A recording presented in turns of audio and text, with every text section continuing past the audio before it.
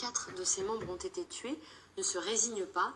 Elle cherche à obtenir réparation auprès des autorités françaises. Alors elle s'est par exemple tournée vers l'ambassade de France à Bamako ou vers des bases militaires françaises au Mali. Mais après toutes ces démarches, elle s'est finalement vue opposer par un procureur malien ce document. Alors c'est un SOFA, c'est en français un accord sur le statut des forces militaires.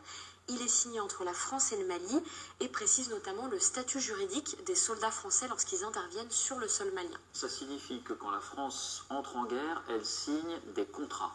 Effectivement, et ce contrat prévoit toutes sortes de choses, toutes bêtes et très concrètes, comme par exemple que les soldats français ont le droit de conduire avec leur permis français sur le sol malien.